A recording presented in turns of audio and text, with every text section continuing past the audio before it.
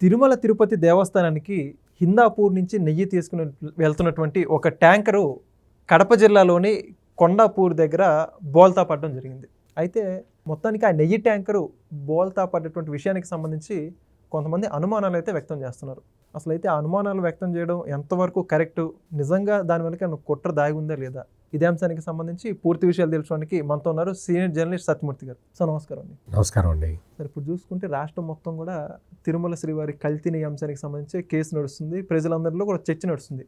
అయితే ఇటువంటి తరుణంలో ఏదైతే ఇప్పుడు తిరుమల శ్రీవారి దగ్గరికి వెళ్తున్నటువంటి ఒక నెయ్యి ట్యాంకరు కడప జిల్లా దగ్గర ఏదైతే కొండాపూర్ అనేటువంటి ప్రాంతంలో బోల్తా పడడం అనేక మందిలో అనేక రకాలుగా అనుమానాలు అయితే వ్యక్తం అవుతున్నాయి. చాలామంది అయితే అనుమానంగా ఉందని చెప్పేసి అనేక రకాలు వ్యక్తం చేస్తున్నారు.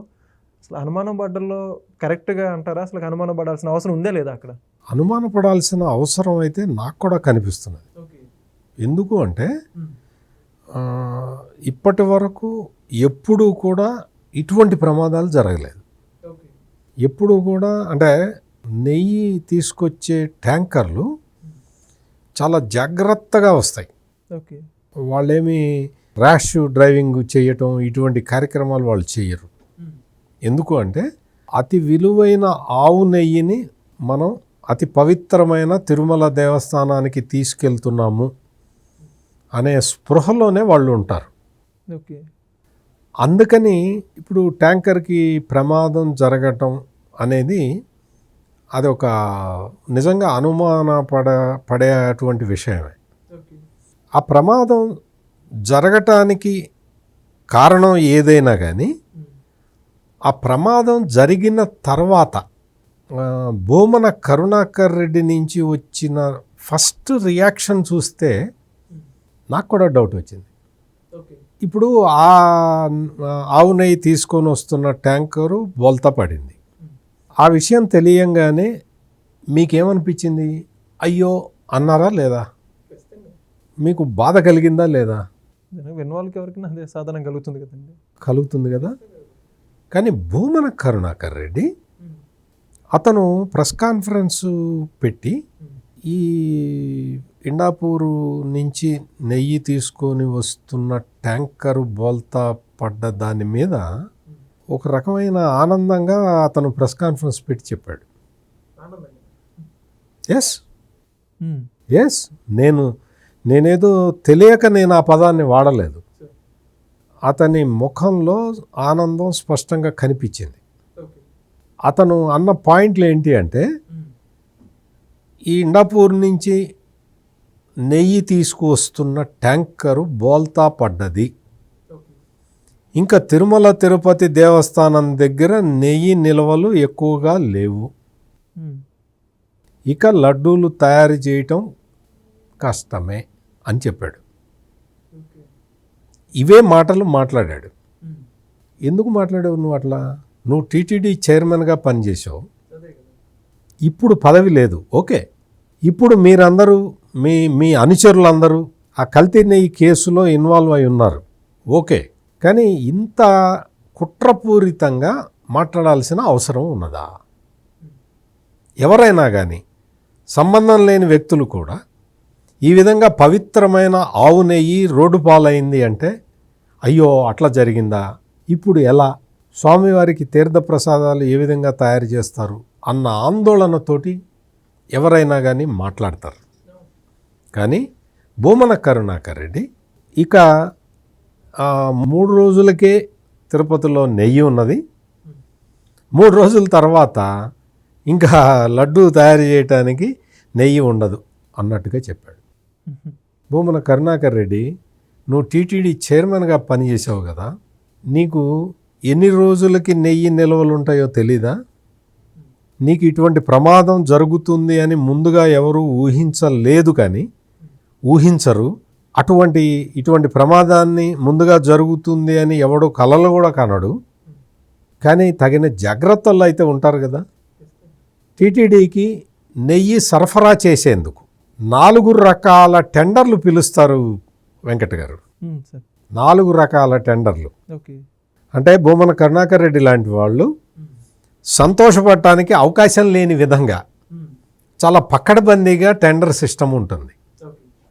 ఏ గ్రేడ్ ఏ కేటగిరీ టెండర్లు ఏంటి అంటే ఆల్ ఇండియా మొత్తం దేశంలో ఉన్న ఏ డైరీ అయినా టెండర్లు దాఖలు చేసే ఒక కేటగిరీ ఉంటుంది. ఓకే. బి కేటగిరీ 800 కిలోమీటర్ల పరిధిలో రేడియస్లో ఉండే డైరీలు దాఖలు చేసే టెండర్లు బి కేటగిరీలో ఉంటాయి. ఈ 800నే 1500 చేసి జగన్మోహన్ రెడ్డి టైంలో వైవి సుబ్బారెడ్డి, భూమన కరుణాకర్ రెడ్డి ఈ బ్యాచ్ అంతా బోలేబాబా డైరీని తెచ్చి ఇరికిచ్చి కుంభకోణం చేసింది బి కేటగిరీలో. దాన్ని రెట్టింపు చేసినట్టున్నారు. 800ని 1500 చేశారు. ఎందుకు? బోలేబాబా ఆర్గానిక్ డైరీని తీసుకొచ్చి ఇందులో ఇరికించటానికి. సి విభాగంలోకి సంబంధించింది ఏంటి అంటే ఆంధ్రప్రదేశ్ రాష్ట్రంలో ఉన్న డైరీలు, ఆంధ్రప్రదేశ్ రాష్ట్రంలో ఉన్నవి. ఇంకా డి విభాగానికి సంబంధించింది ఏంటి అంటే టిన్నుల్లో సప్లై చేసే విభాగం అది. ఓకే. ఆవు నెయ్యి టిన్నుల్లో సప్లై చేయాలి. ఈ 4 కేటగిరీలు ఉంటాయి. 4 కేటగిరీలు ఏ కేటగిరీ అయినా సరే ISO సర్టిఫైడ్ మాత్రమే ఉండాలి అని చెప్పి తిరుమల తిరుపతి దేవస్థానం చైర్మన్ బిఆర్ నాయుడు నేతృత్వంలో ఏర్పడిన కొత్త బోర్డు నిర్ణయం తీసుకున్నది. అంటే గతంలో ఐఎస్ఓ సర్టిఫైడ్ అనేది నిబంధన లేదంటారు. జగన్మోహన్ రెడ్డి టైంలో ISO సర్టిఫికేషన్ ఉండాల్సిన అవసరమే లేదు. ఆ నిబంధన కూడా తీసేశారండి. ఎవడన్నా వచ్చి సప్లై చేయొచ్చు. నీకు కిలోకి 25 రూపాయలు ఇస్తే చాలు. ISO సర్టిఫైడ్ ISO సర్టిఫికేషను అంత సామాన్యంగా సాధారణంగా రాదు. నెయ్యి లేకుండా, అసలు పాలు లేకుండా నెయ్యి సప్లై చేసే కంపెనీలకి ISO సర్టిఫికేషన్ రాదు. పాలు ఉండాలి, పాలు సేకరించాలి, పాలు సేకరించే వ్యవస్థ ఉండాలి. ఆ వ్యవస్థ ద్వారా నువ్వు పాడి రైతులకి నువ్వు ఎప్పుడెప్పుడు పేమెంట్లు ఇస్తున్నావో కూడా చూస్తుంది ISO సంస్థ. నువ్వు ఆ రైతులకి ఇస్తున్నావా లేదా, పాలు సేకరిస్తున్నావా లేదా, సేకరించే విధానం ఎట్లా ఉంది, సేకరించిన తర్వాత ఎన్ని గంటల్లో పాల శీతలీకరణ కేంద్రానికి తరలిస్తున్నావు, పాల శీతలీకరణ కేంద్రంలో ఎంతసేపు ఉంటున్నాయి ఇక్కడ నిల్వ, అందులో నుంచి నువ్వు వెన్న తీసే విధానం ఏంటి, ఆ వెన్న నుంచి నెయ్యి తయారు చేసే విధానం ఏంటి, ఇందులో ఏదైనా మాలిన్యాలు వస్తున్నాయా, ఇవన్నీ కూడా చూసిన తర్వాతే ISO సర్టిఫికేషన్ వస్తుంది. సో మొదల నుంచి చివరి దాకా పరిశీలిస్తారు మొత్తం. అంటే ఇటువంటి ఒక ISO సర్టిఫికేషన్ అనేది లేకుండా బోలేబాబా నుంచి నెయ్యి సేకరించిన బ్యాచ్ మనం గతంలో చూసిన బ్యాచ్. ఇప్పుడు ఏం చేస్తున్నారు, ABCD ఈ కేటగిరీల్లో టెండర్లు ఆహ్వానిస్తూ ఉన్నారు. ఎప్పటికప్పుడు ఇప్పటి వరకు అంటే లాస్ట్ మంత్ వరకు అనుకుంటా, లాస్ట్ మంత్ వరకు దాదాపుగా 8 సార్లు టెండర్లు పిలిచారు వివిధ కేటగిరీల్లో. అందరూ కొత్త కంపెనీలు వచ్చి పార్టిసిపేట్ చేస్తున్నారు. కొత్త కంపెనీలు అంటే మీకు ISO సర్టిఫైడ్ కంపెనీలు.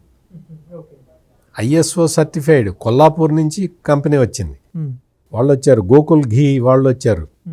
అంటే ఇటువంటి కంపెనీలు, ప్రెస్టీజియస్ కంపెనీలు, ఎవరైతే నిజంగా పాల సేకరణ చేస్తారో ఆ కంపెనీలు, కోఆపరేటివ్ సొసైటీలు, నడిపే డైరీలు, ఈ కేటగిరీలో వాళ్ళు వచ్చి పార్టిసిపేట్ చేస్తూ ఉన్నారు. సంగం డైరీ కూడా ఈ కేటగిరీలోనే వచ్చింది, పాల సేకరణ.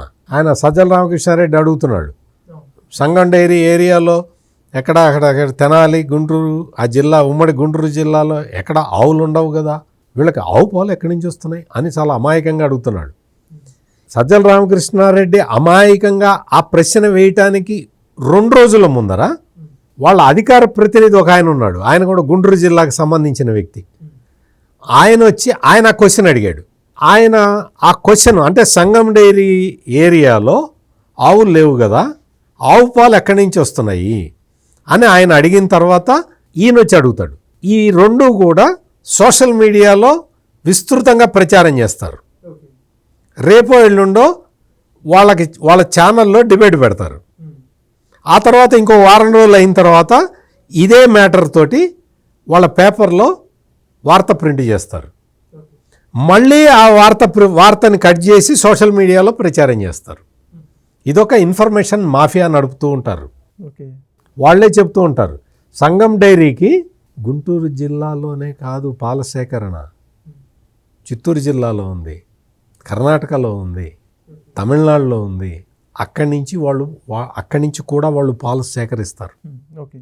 చిత్తూరు జిల్లాలో మీకు ఆవు పాలు సేకరణ చెయ్యాలి అంటే ముందు రైతులు, నువ్వెక్కడో తెనాలి నుంచి వస్తున్నావు, నీకు పాలు ఇస్తే మాకేంటి గ్యారెంటీ అని అడిగారు రైతులు. అడిగితే సంగం డైరీ చరిత్ర అంతా వాళ్ళకి చెప్పి, వాళ్ళకి ఎప్పటికప్పుడు డబ్బులు మేము రిలీజ్ చేస్తామన్న హామీ ఇచ్చి, పాడి రైతుల్ని సంతోషపరిచి అక్కడి నుంచి పాలు తీసి సేకరించారు. ఇదంతా చేయటానికి వాళ్ళు చాలా కష్టపడ్డారు. నేను చెప్తున్నది నిన్న మొన్న కథ కాదు, ఇది ఎప్పటి నుంచో సంగం డైరీ అదే పని చేస్తూ ఉన్నది. ఎప్పటి నుంచో సేకరిస్తూ ఉన్నారు.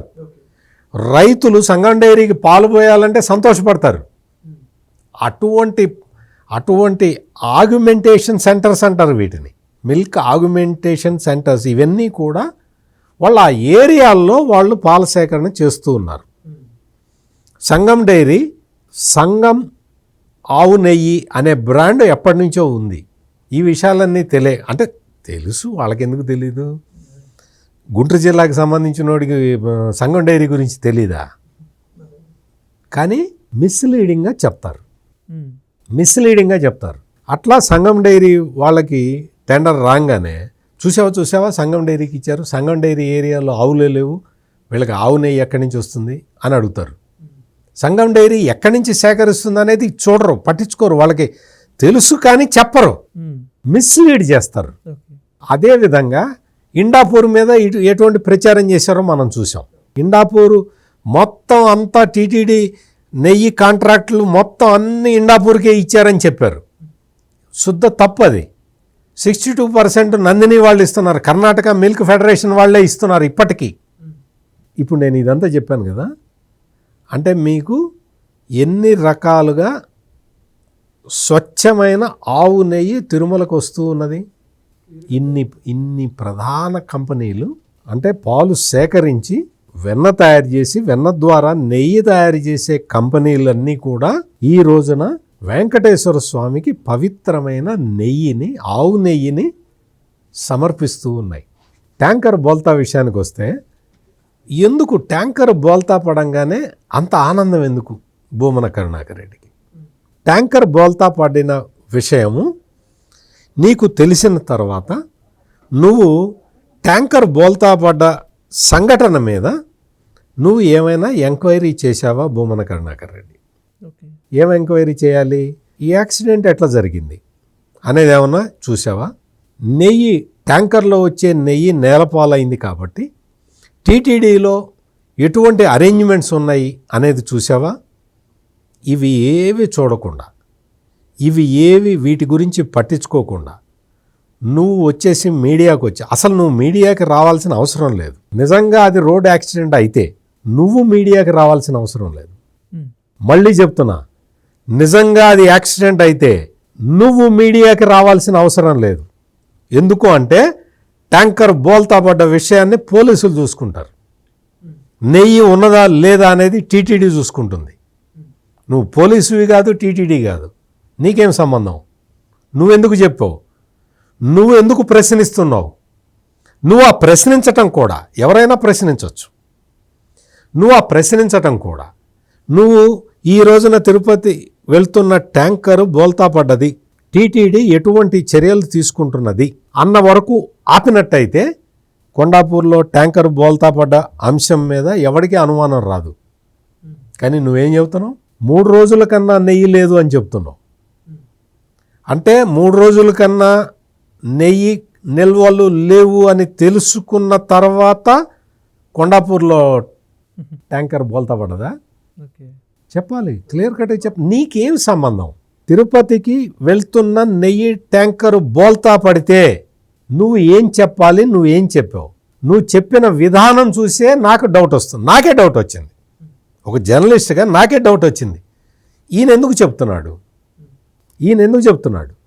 నువ్వు అక్కడ వాస్తవంగా తిరుమల తిరుపతి దేవస్థానం దగ్గర నెయ్యి నిల్వలు, స్వచ్ఛమైన ఆవు నెయ్యి నిల్వలు పుష్కలంగా ఉన్నాయి. నో ప్రాబ్లం, అసలు ప్రాబ్లమే లేదు. 7 లక్షల లడ్డూలు స్వచ్ఛమైన ఆవు నెయ్యితో తయారు చేసి సిద్ధంగా ఉన్నాయి. ఎటువంటి ఇబ్బంది లేదు. నేను ఇందాక చెప్పినట్టు 4 కేటగిరీల్లో ప్రెస్టీజియస్ సంస్థలు ఆవు నెయ్యిని సప్లై చేస్తూ ఉన్నాయి. ఎక్కడా ఇబ్బంది లేదు. ఈ విషయాలన్నీ మరి ఒక జర్నలిస్ట్గా నేను సేకరించిన సమాచారం ద్వారా నాకు తెలిసిందే. నువ్వు టీటీడీ మాజీ చైర్మన్గా 2 సార్లు చైర్మన్గా పనిచేసి ఎన్నిసార్లు బోర్డు మెంబర్గా పనిచేసిన నీకు నాకు చెప్పిన మాత్రం సోర్స్ కూడా నీ దగ్గర లేదా? అంటే నువ్వేమనుకుంటున్నావు? వెంకటేశ్వర స్వామికి నువ్వైతే కల్తీ నెయ్యి పెడతావా? పవిత్రమైన నెయ్యి వస్తున్న ట్యాంకర్ బోల్తా పడితే సంతోషపడతావా? ఏంటిది? మీరు ఏమనుకుంటున్నారు? తిరుమల తిరుపతి దేవస్థానానికి కొత్త ఎగ్జిక్యూటివ్ ఆఫీసర్ని వేయంగానే ముద్దాడ రవిచంద్ర, ఆయన నిన్న మొన్నటి వరకు ముఖ్యమంత్రి కార్యాలయంలో పనిచేశాడు ప్రిన్సిపల్ సెక్రటరీగా. ఆయన ఏరుకోరి నన్ను స్వామివారి సేవకు పంపించండి అంటే పంపించారు. ఆయన నిన్న మొన్నటి వరకు 2 బాధ్యతలు నిర్వర్తించాడు. తర్వాత టీటీడీ మొత్తం మీరు చూడండి ఫుల్ టైం అని చెప్పి పంపిస్తే ఆయన వచ్చి బాధ్యతలు తీసుకున్న 2వ రోజు కొండాపూర్ దగ్గర ట్యాంకర్ బోల్తా పట్టడం ఏంటి? ఎందుకు పడ్డది? ఇదే భూమన కరుణాకర్ రెడ్డి మద్దాడ రవిచంద్రకి వ్యతిరేకంగా మద్దాడ రవిచంద్రని ఎగతాళి చేస్తూ మద్దాడి రవిచంద్ర మీద ఒక అసభ్యకరమైన ఒక కవిత రాసి అతనే చదివి దాన్ని వీడియో రూపంలో పోస్ట్ చేసి మొత్తం ఈ వాళ్ళకి సంబంధించిన సోషల్ మీడియా అంతా విస్తృతంగా ప్రచారం చేసింది. ఏమని?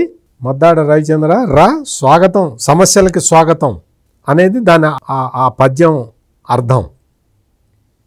నువ్వు రా, సమస్యలకి స్వాగతం, ఇక్కడ నీకు చాలా సమస్యలు ఉన్నాయి, రా చూసుకుందాం రా అన్నట్టుగా ఒక కవిత్వాన్ని, పైత్యాన్ని రాసి పెట్టిన భూమన కరుణాకర్ రెడ్డి అంటే కొత్త ఈవోకి సమస్యలు సృష్టిద్దామని చూస్తున్నావా Bhumana Karunakar Reddy? I'm asking a straight question. నువ్వు ఒక వీడియో తయారు చేశావా లేదా? కొత్త ఈవో మద్దాడ రవిచంద్రని ఛాలెంజ్ చేశావా లేదా? నీకు సమస్యలు నేను సృష్టిస్తా, కాచుకో అన్నావా లేదా? అంటే కొండాపూర్లో ట్యాంకర్ బోల్తా పడుతుంది అన్న విషయం నీకు ముందరే తెలుసా? ఏంటి? మేమేమనుకోవాలి? మేమందరం వెంకటేశ్వర స్వామి భక్తులుగా మేము ఏమి అనుకోవాలి? కొత్త ఈఓకి నువ్వు ఛాలెంజ్ చేస్తూ సమస్యలకి స్వాగతం సుస్వాగతం అని నువ్వు చెప్పిన 3 రోజుల్లో ట్యాంకర్ బోల్తా పట్టడం అంటే అర్థం ఏంటి? వెంకటేశ్వర స్వామితోటి ఆటలాడద్దు. వెంకటేశ్వర స్వామి పవిత్రతని ప్రశ్నించవద్దు. వెంకటేశ్వర స్వామి సామర్థ్యాన్ని నీ అరకొర బుర్రతో కొలవద్దు. వెంకటేశ్వర స్వామికి అపచారం చెయ్యొద్దు. Thank you sir. నమస్కారం. Please subscribe to Leo News for more videos.